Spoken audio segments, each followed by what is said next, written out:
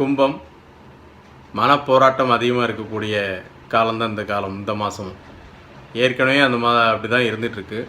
But இந்த மாதம் சொல்லும்படியாக மிகச்சிறிய மாற்றங்கள் வர்றதுக்கான வாய்ப்புகள் மாதத்தின் இறுதியில் தான் உண்டு. மாத ஆரம்பத்தில் வந்து பார்த்திங்கன்னா தலைவலி, காய்ச்சல், உடல்நிலை சம்மந்தமாக முதுகு வலி இந்த மாதிரி இருக்க வைத்திய செலவு இருக்கும். அடுத்து வந்து பார்த்திங்கன்னா ஏதோ ஒரு காரணத்தினால் உங்களுடைய வீட்டை மாற்ற வேண்டிய சூழ்நிலை, அதாவது வீடை மாற்றிடலாமா அப்படிங்கிற எண்ணம் மனசில் அதிகமாக இருக்கும்.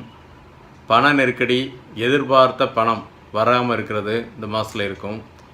நீங்கள் வந்து தேவையில்லாமல் அதிக பணம் கிடைக்கும் என்பதற்காக புதிய சகவாசம் ஏற்பட்டு அவர்களோடு தொடர்பில் தேவையில்லாத பிரச்சனைகள் மாற்றிக்கொள்ள வேண்டாம். ஏன்னா எந்த பணமும் இப்போ வரப்போகிறது இல்லை. பட் வந்து கடன்களை அடைக்கக்கூடிய காலத்தெல்லாம் வந்து இருக்குது. அது என்ன, குரு பயிற்சிக்கு அப்புறம்.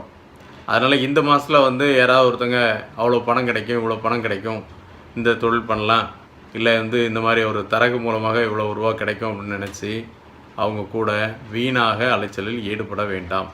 நீங்கள் அதை விட பொறுமையாக இருந்தீங்கன்னா போதும். இந்த குரு பயிற்சிக்கு அப்புறம் உங்களுக்கு சிறப்பான ஒரு வாய்ப்பை கொடுக்கக்கூடிய காலமாக அமையும்.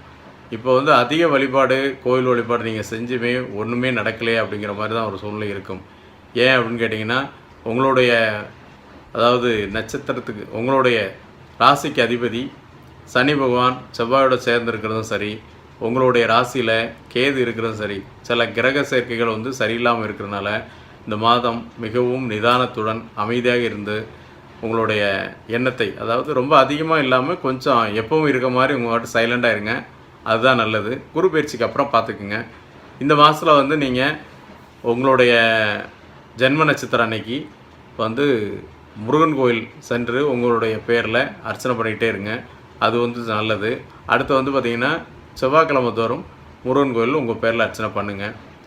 வாழ்க வளமுடன்.